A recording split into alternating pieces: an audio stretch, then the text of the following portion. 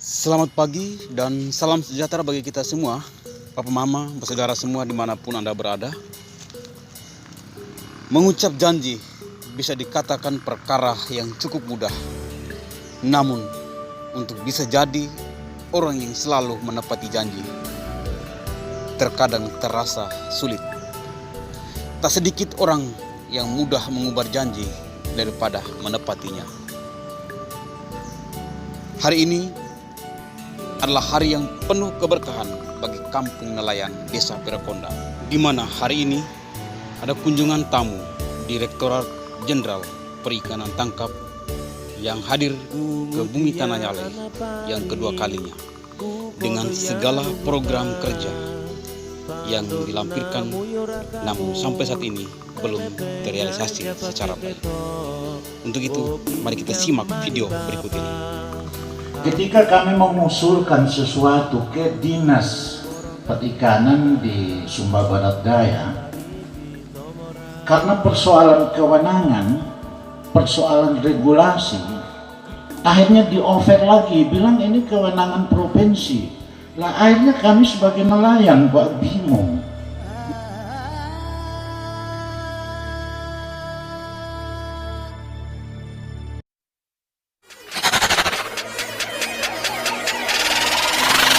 Nah, salah satunya kemungkinan nanti yang akan kami lakukan untuk intervensi atau kontribusi terhadap desa Perakonda ini, yaitu yang pertama terkait dengan bantuan alat penangkapan ikan. Nah, itu kemungkinan mudah-mudahan bisa kita wujudkan bantuan alat penangkapan ikan. Yang kedua, pembangunan sarana dan prasarana yang melibatkan rekan-rekan Bapak Ibu masyarakat di sini. Sebagai contoh, misalkan kita akan mengecat bangunan-bangunan rumah nelayan di sini. Nanti kita akan melibatkan rekan-rekan yang ada di sini. Kalau ada pembangunan fasilitas yang lain, misalkan, contohnya misalkan pembangunan pabrik es. Ini contoh. Kita akan mencoba melalui sistem padat karya, seperti tadi disampaikan Bu Sofi. Sistem padat karya yaitu dengan melibatkan masyarakat lokal yang ada di sini. Dari rekan-rekan di Dinas Kelautan dan Perikanan baik provinsi maupun kabupaten. Namun demikian kami perlu bertemu langsung dengan Bapak Ibu nelayan yang memang target utama kami dari program ini. Jadi nanti kami dalam 1 atau 2 hari ini ya, Bu Sofi, Pak Wahid, Bapak Ibu sekalian, kami akan mencoba berdialog, berinteraksi. Kami akan mohon izin untuk memotret kondisi dari kampung nelayan ini. Jadi seperti misalkan di sini terkait dengan jalan kawasan, kita potret apakah ada jalan yang misalkan perlu diperbaiki, atau misalkan rumah-rumah, kalau memang masih ada rumah yang masih semi permanen, itu kita identifikasi berapa jumlahnya. Kalau ada rumah yang sudah permanen tapi masih perlu sentuhan, misalkan perlu BBM, dari mana, jaraknya berapa, apakah mendapatkan BBM bersubsidi, nanti mendapatkan rekomendasinya seperti apa prosesnya, apakah ada kesulitan di sana. Nah, yang kedua, yang sangat penting juga untuk nelayan ini, air bersih. Ketersediaan air bersih, apakah di sini sudah cukup untuk melakukan aktivitas penangkapan ikan? Apakah Bapak Ibu sudah cukup penangkapan dan penanganan ikan untuk proses selanjutnya? Apakah sudah cukup? Nah, kalau memang belum, apa kira-kira yang perlu disediakan untuk penyediaan air bersih? Kira-kira seperti itu. Seluruhnya kepada seluruh warga yang turut hadir dalam kesempatan ini, kepada masyarakat yang ingin bertanya, kami silakan.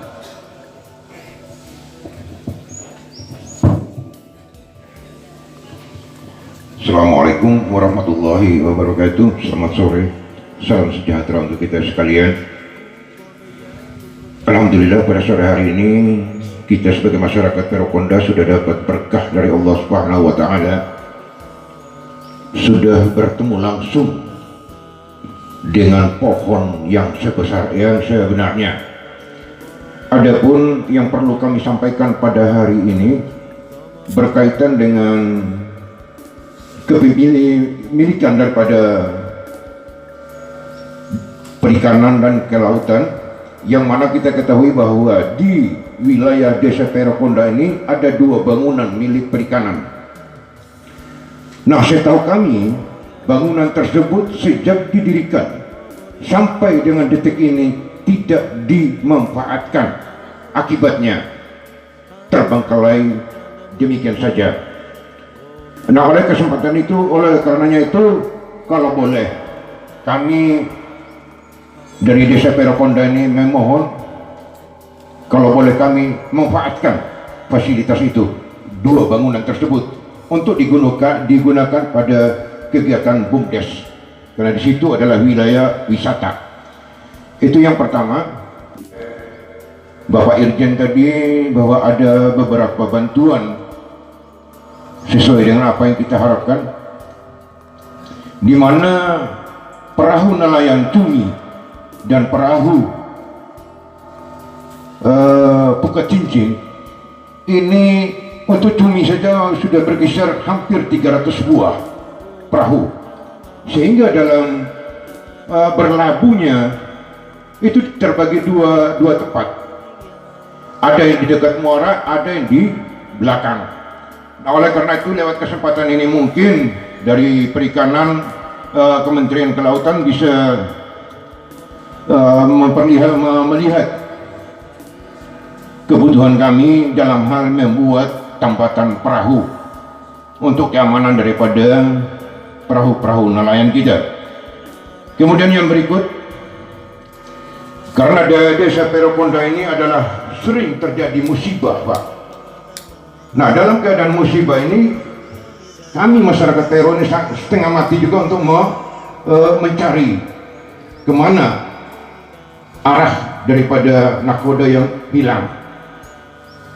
Untuk mencari saja bisa kita pakai perahu Cumi, tapi untuk membawa pulang mayat yang kita temukan mungkin agak perlu waktu yang lama. Oleh karenanya kami mohon kalau boleh di Desa Perokonda itu diberikan satu speedboat untuk kesiapan itu, selain daripada pengejaran kepada orang-orang yang merusak terumbu karang. Kemudian sehubungan dengan apa yang Bapak katakan tadi menyangkut dengan es dan lain sebagainya, mayoritas di Desa Perokonda ini nelayan, pembeli dan penjual ikan. Kami mohon kalau bisa kami diberi bantuan untuk penampung ikan. Untuk sementara demikian, terima kasih. Wassalamualaikum warahmatullahi wabarakatuh. Nur Jali siapa? Bapak nelayan, Pak? Nelayan ini punya kapal, Pak? Iya. Apa alat tangkapnya? Cumi, buat tangkap cumi. Cumi bisa, ikan bisa. Sebab itu. Maksudnya kapalnya Bapak punya kapal? Perahu cumi? Cumi ya? Alat tangkapnya kan satu aja, satu kapal. Sesuai dengan kalau izin itu alat tangkapnya satu kapal. Iya. Nah, berarti tadi kalau boleh bertanya Pak Nurjalis, itu bangunannya bangunan apa ya? Yang milik pemerintah tapi tidak dimanfaatkan. Gedung. Ternyata itu kalau informasi kalau tidak itu untuk pos. Pos apa? Pos pemantau. Pos pengawasan. Pos pemantau. Kemudian yang satu adalah TPI. Satu TPI, satu. Sejak bangun sampai sekarang belum dimanfaatkan. Kalau boleh tahu yang bangun itu siapa? Kalau boleh kami Dinas kabupaten ya berarti ya. Oh, berarti ini yang punya asetnya kabupaten. Nanti mungkin desa asetnya bergantung. iya, asetnya aset dinas kabupaten apa namanya Sumba Barat Daya. Berarti nanti mungkin bisa berkomunikasi terkait dengan pemanfaatannya. Nanti skema pemanfaatannya seperti apa? Apakah bila ingin menggunakan apa namanya gedung apa TPI misalkan contoh, nanti ingin mengelola itu, nah apakah sesuai dengan peruntukannya sebagai gedung TPI dimanfaatkan Seharusnya sih memang kalau memang itu dibangun sebagai fasilitas TPI, nanti pemanfaatannya juga untuk TPI. Nah nanti itu tidak bisa misalkan untuk dimanfaatkan untuk aktivitas lain. Namun boleh misalkan koperasi atau siapa mau mengelola aktivitas misalkan pelelangan kah di situ silakan. Tapi nanti pastinya bisa berkomunikasi dengan pihak dinas Ibu Sofi, karena memang asetnya aset dinas kabupaten gitu Pak. Itu yang pertama terkait dengan bangunan yang tidak dimanfaatkan. Nah, kami berharap memang bangunan-bangunan tersebut juga tidak terbengkalai Pak. Memang dimanfaatkan kalau memang dia peruntukannya untuk, kalau bisa alih fungsi saya kurang tahu ya, nanti mungkin bisa alih fungsi nanti mungkin dengan dinas, sehingga bangunan yang terbengkalai atau mangkrak tersebut bisa termanfaatkan. Karena sayang memang kalau biasanya kayak rumah juga kalau nggak diisi kan dia rusak ya. Yang kedua, nelayan cumi dengan kursen ini, itu maksudnya fasilitas sudah tidak bisa menampung aktivitas tambat labu dari kapal-kapal tersebut gitu, termasuk bongkar. Kurang lebih 300 buah perahu Pak. 300 pas dua. Yang satu dekat muara, yang satu ada di belakang. Iya, nanti saya minta ininya ya. Tadi sih sudah datanya sudah disampaikan oleh Pak Wahid sementara.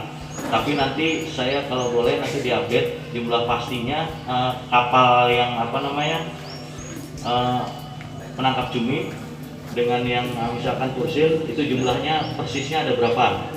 Nah terus kapasitas yang dijadikan tempat tambat labunya misalkan dermaga atau apa, ada apa di situ Pak? Apakah causeway, ada dermaga atau jetty? Nanti kalau boleh nanti kita lihat juga, ini ada Pak Abdul Karim yang terkait dengan fasilitas pokok terkait dengan pelabuhan. Nah kalau untuk pendaratannya sendiri di sini ada pelabuhannya Pak? Tidak ada bangunan. Jadi dia Hanya modelnya apa? Kayak nanti saya lihat kayak apa, causeway mungkin ya Pak ya? Causeway ya. Nanti kita lihat, nanti berarti misalkan causeway-nya sudah tidak cukup untuk menampung aktivitas tempat dari kapal-kapal tersebut.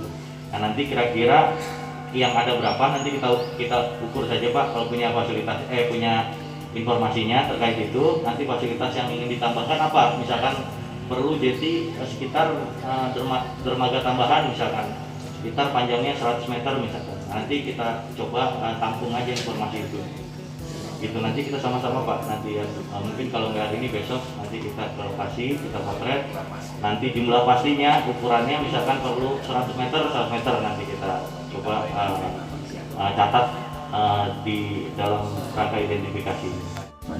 Assalamualaikum warahmatullahi wabarakatuh.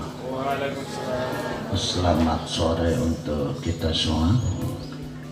Mohon maaf ini sebenarnya sebentar yang saya mau ada, karena ada banyak usulan rencananya, dan ada berbagai macam persoalan yang kebetulan kenapa banyak, karena kebetulan Bapak dari Jakarta ini hadir ya.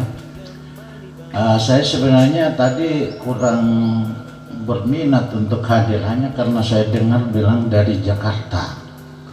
Baru hari ini kita bahaskan tentang masalah perikanan, sementara masalah sudah berapa tahun terakhir ini, 2 tahun kalau tidak salah ya, kayak masalah ini di offer kayak bola Pak, minta maaf. Ketika kami mengusulkan sesuatu ke dinas perikanan di Sumba Barat Daya, karena persoalan kewenangan, persoalan regulasi, akhirnya di offer lagi, bilang ini kewenangan provinsi. Lah akhirnya kami sebagai nelayan Pak bingung. Namanya mohon maaf, kami wong deso Pak ya. Wong deso kalau ketemu pejabat itu gugup.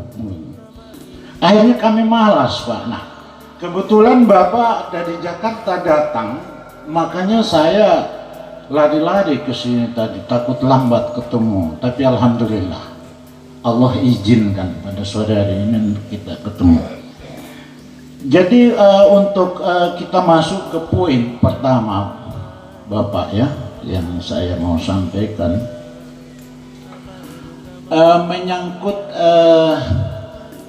kegiatan aktivitas nelayan khusus di Desa Perokonda ini supaya kita pahami bersama, ini lebih fokus pada cumi, Pak, cumi-cumi itu. Nah, supaya kita pahami bersama, ternyata Bapak, kalau di Indonesia ini stok cumi yang paling besar itu sebenarnya di Desa Perokonda, Pak, di Indonesia, Pak. Loh kok Bapak tahu? Aduh, mohon maaf, saya suka ngobrol dengan beberapa pengusaha itu, Pak. Tapi cumi kami dicuri, Pak. Mohon maaf, dari saudara kami dari Lombok, Pak. Jadi mereka datang ambil di sini, jualnya di Lombok. Akhirnya orang Jakarta pikir itu cumi Lombok, padahal dari Desa Perokonda, Pak. Nah, kenapa itu terjadi? Masalah pengamanan. Makanya loh, kesempatan ini mohon maaf, kebetulan Bapak tadi singgung tentang speedboat itu. Masya Allah, itu saya bersyukur. Kebetulan Bapak Kapolsek ini hadir, Bapak Peramil hadir. Kalau perlu speedboat itu di-offer ke Bapak Kapolsek mereka, agar dengan anggotanya mereka itu, mereka langsung beroperasi. Jadi kalau ada nelayan dari luar Sumba, dari luar ya khusus Sumba itu, apalagi dari luar provinsi, supaya mereka itu dikejar. Kalau memang mereka punya izin ya monggo, tapi kalau tidak ya supaya diusir. Tapi kalau kami nelayan, Pak, kan problem sesama sipil. Makanya kalau bisa Bapak Kapolsek mereka, Bapak dan Ramil mereka kebetulan ada bantuan speed itu diserahkan pada mereka untuk mereka membantu nelayan. Bagaimana? Setuju Bapak Kapolsek, Bapak Ramil? Karena kalau kami yang turun, Pak, nanti you sebagai apa gitu. Tapi kalau Bapak Kapolsek, walaupun anggotanya yang turun, mereka takut, Pak. Nah, itu pertama. Tapi mohon maaf, boleh tidak saya sambung sedikit? Boleh ya? Nah, lalu kedua, Bapak dari Jakarta, Bapak Dirjen ya. Ini alhamdulillah, ini berkah untuk desa ini, Pak. Saran dan masukan usulannya, memang kendala-kendala terkait dengan regulasi ini memang kerap terjadi ya. Seperti contohnya misalkan pengelolaan pelabuhan perikanan. Undang-Undang 23 menyatakan bahwa yang berhak untuk mengelola pelabuhan perikanan itu adalah pemerintah provinsi. Sementara masih banyak yang pelabuhan-pelabuhan yang masih dikelola oleh kabupaten kota. Nah, itu menjadi kendala karena memang harus diserahkan baik dari asetnya, personilnya, dokumen-dokumen dan lain-lain sebagainya dalam pengalihan PGKD. Nah, itu memang harus dilaksanakan dan itu sebenarnya sudah lewat beberapa tahun. Dari Kementerian Dalam Negeri pun sudah mewanti-wanti agar itu segera dilaksanakan. Namun demikian, untuk pengelolaan TPI sebagai fasilitas dari pelabuhan perikanan itu masih bisa dikelola oleh kabupaten kota. Nah, itu aja. Nah, kita harus cakap melihat regulasinya seperti apa, Bapak Ibu, supaya nanti kita tidak terkendala juga. Nah, kami harapkan Bapak Ibu sama-sama melihat juga aturan-aturannya, jadi tahu juga terkait dengan hal ini yang bisa apa, yang tidak bisa apa. Nah, itu supaya memperjelas. Nah, yang kedua memang terkait dengan cumi ya. Berarti di sini dominan cumi-cumi ya. Nanti penangkap kapal penangkap cumi dominan di sini, yang memang sangat disayangkan kalau memang ternyata pusat cuminya di sini, namun demikian diklaim oleh daerah lain. Tapi tidak masalah sepanjang berarti kita bisa meningkatkan aktivitas yang pertama, kegiatan penangkapan ikan di Perokonda ini, termasuk untuk fasilitas, yaitu tadi kaitannya dengan fasilitas tadi yang Bapak Nurholis sampaikan, penyimpanan. Nah, itu yang harus kita perhatikan supaya kita bisa menangkap dan bisa memasarkan juga sebagai komoditas dari sini. Kita salah satunya perlu sarana penyimpanan. Nah, itu tadi makanya Ibu tadi menyarankan kita untuk membangun pabrik es di sini. karena untuk memperpanjang daya simpan daripada ikan-ikan hasil tangkapan. Namun demikian, kalau memang kendalanya ternyata ada aktivitas masyarakat di sini yang dikorbankan, alangkah baiknya kita mendukung aktivitas masyarakat di sini yang utama. Nah, tapi pertanyaannya, apakah nanti apabila kita usulkan rekomendasi, misalkan saya sampaikan rekomendasi terkait dengan penambahan misal kulkas. Kulkas ini digunakan untuk membuat es ya, waktu itu. Buat es ya. Jadi industri rumah tangga di sini membuat es nanti dibeli oleh supplier atau nelayan ya. Dua-duanya ya, pengepul. Es jajan itu jual ke pasar juga. Jadi kalau gelombangnya besar kayak ini Pak, ini nggak ada. Nanti jual es di pasar. Berarti lebih baik di sini misalkan menambah untuk dengan kapasitas industri rumah tangga. Selain itu memang yang pertama itu, yang kedua memang untuk pabrik es dan koselit memang konsumsi kebutuhan listriknya cukup tinggi. Nah, pertanyaan di sini listriknya tidak masalah ya? Ada tidak? Sama mereka pakai bisnis juga Pak. Selain untuk ke pasar jual es jajan, mereka juga bikin es batu untuk jual ke nelayan. Berarti untuk saat ini memang rekan-rekan dari nelayan di Perokonda ini belum merekomendasikan untuk pembangunan pabrik es, karena dengan menambah misalkan freezer untuk kapasitas rumah tangga itu masih bisa mencukupi kebutuhan dari nelayan dan pengepul. Kira-kira berapa banyak kalau misalkan diperlukan itu? Kira-kira aja Pak nanti. 300 unit Pak. Nah, itu berarti semua rumah itu sudah punya kulkas. Jadi iya. Jual ke pasar, kalau cumi pas ada, kan cuminya ditangkap dulu, baru dikirim ke yang jual. Berarti ini yang full freezer ya untuk membekukan ya? Yang iya. Iya. Nanti detailnya kita lihat ya. Bapak bisa lihat contoh. Iya, nanti kita lihat contohnya kira-kira seperti ini. Nanti kita coba dokumentasikan ya bawah aja barangnya ini, karena itu dianggap lebih bisa meningkatkan kesejahteraan masyarakat di sini. Dan ada Pemerataan. Kalau tadi itu sensor 2 orang aja yang punya duit, hal ini termasuk juga. Iya. Baik Pak, terkait selanjutnya terkait jumlah kapal ya. Memang info awal kami itu jumlah kapal di sini itu 100 unit ya. Kalau memang nanti ternyata besok ya, mungkin besok masih ada waktu Pak. Seperti tadi Bapak sampaikan, kita mencoba mencari data yang lebih valid lagi besok. Nanti mungkin ada narasumbernya siapa, nanti kami akan bertanya, termasuk kami mendokumentasikan supaya data-data nanti yang kami himpun pada saat di sini itu valid, dinyatakan valid dan bisa kami teruskan ke Jakarta untuk ditindaklanjuti.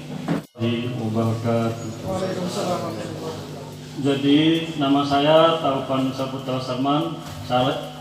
Saya adalah salah satu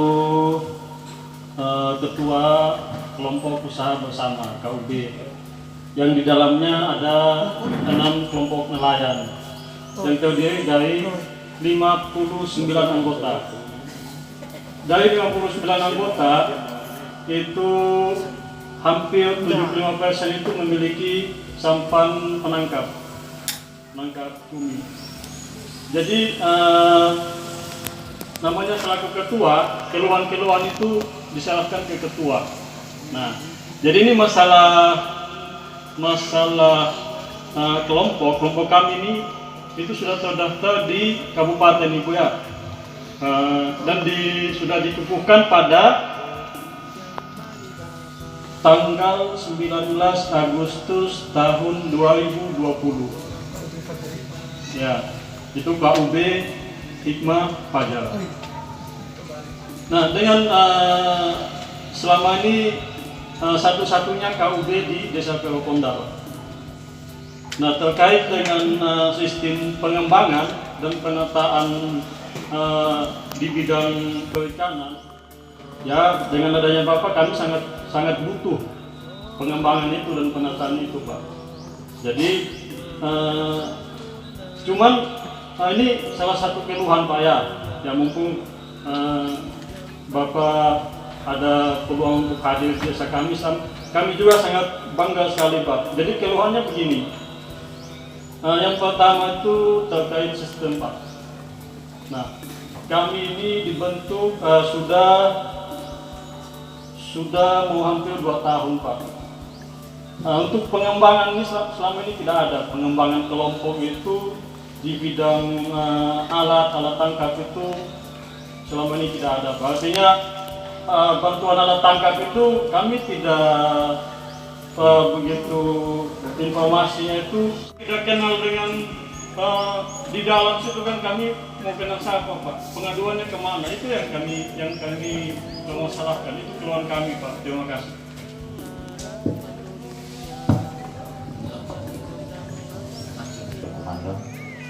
Baik, terima kasih Pak. Memang ada beberapa kendala ya. Yang utama itu memang kendala komunikasi, tidak tersampaikan informasi ke beberapa kelompok atau beberapa masyarakat nelayan di beberapa daerah juga. Nah, yang pertama kami sudah menyampaikan kepada pihak dinas provinsi terkait dengan mekanisme dan panduan untuk mendapatkan bantuan alat penangkapan ikan. Saya sudah sampaikan pedomannya, kira-kira apa saja yang harus dilengkapi. Seperti tadi Bapak sampaikan, terkait dengan bantuan alat penangkapan ikan ini ada petunjuk teknisnya, persyaratannya di situ ada, administrasi dan teknisnya, kira-kira apa saja yang harus dipenuhi, dan itu sudah kami informasikan sementara ke dinas provinsi. Mungkin nanti akan saya teruskan juga ke dinas kabupaten Sumba Barat Daya terkait dengan ini. Dan saya rasa momen ini sangat tepat, Pak. Jadi untuk menjembatani hilangnya komunikasi itu. Nah, kalau memang Bapak tadi sudah sampaikan secara legalitas sudah sebenarnya lengkap dan bisa dieskalasi ke bentuk koperasi. Kalau memang nanti di petunjuk teknisnya itu bantuan alat tangkap itu harus diserahkan kepada terkait dengan kegiatan pengawasan telah menjadi kewenangan provinsi, sehingga kami tidak bisa buat apa-apa dengan kegiatan itu. Program itu tidak bisa. Nah, beberapa waktu yang lalu sudah ada dari pihak BUMDes menyampaikan surat ke dinas untuk minta dimanfaatkan, dan kami sudah mungkin membalas surat itu. Surat itu sudah ke BUMDes bahwa boleh dimanfaatkan tetapi dengan tidak merubah, begitu. Jadi karena itu sudah tercatat dalam aset dinas pemerintah Kabupaten Sumba Barat Daya, dinas perikanan dan dinas perikanan Kabupaten Sumba Barat Daya. Nah, untuk itu seperti yang Bapak harapkan tadi, sebenarnya sudah ada Bapak, ya. Jadi suratnya sudah ada ke kami dan kami sudah balas, begitu. Tinggal sudah mungkin Bapak Ketua BUMDes kalau ada. Nah, jangan salah kita atau Bapak, jadi bisa toh, bisa paham? Ya, seperti bisa, itu. Ya, Bapak mantan, mohon maaf. Jadi seperti itu kami sudah bersurat. Mungkin itu informasi Bapak. Kami berusaha juga untuk termasuk TPI. Kami berusaha kemarin untuk dilakukan rehab. Kebetulan sudah ada usulan pada Musrenbang. Begitu Bapak ya? Musrenbang. Sudah ada usulan. Kami berusaha memasukkan dalam anggaran. Tahun ini kami di-cut lagi terkait itu. Begitu. Jadi saya mohon maaf, sebenarnya niat kami itu sama dengan Bapak. Bangunan yang ada tidak boleh terbengkalai. Tetapi itu kami tabrakan dengan aturan pertama. Yang kedua, kami tabrakan dengan contoh sekarang refocusing. Pemotongan anggaran itu dari pusat Bapak, bukan dari kami saja. semua dari pusat masuk dari bapak mereka, nanti ya kita berdoa banyak. Sekarang ini saya minta kita berdoa, kita minta yang baik-baik, sehingga ketika ada pemotongan anggaran di sana, jangan kita yang dipotong. Bisa paham Bapak? Mengerti toh? Jadi kalau di sana ada pemotongan anggaran, jangan sampai SBD yang dicoret. Kalau begitu kita minta yang pas, prioritas. Sekali lagi saya tegaskan, yang prioritas. Jangan sampai itu tadi. Refocusing tadi Bapak di awal sudah menyampaikan.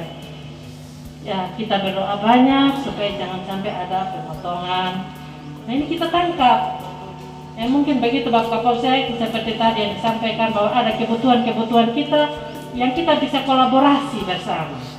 Disampaikan dinas mungkin dengan ini, dari kementerian apa, dari provinsi apa. Kami juga berusaha selama ini. Mungkin Bapak udah dengar, ya saya di sini saya sudah, ya saya rasa saya sudah lama tapi belum berbuat untuk perikanan tangkap. Saya baru 2 tahun di perikanan tangkap.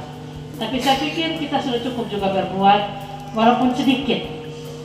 Dan hari ini adalah bukti kita menangkap program yang ada. Ya, mungkin Bapak mereka bisa berpikir sama dengan saya.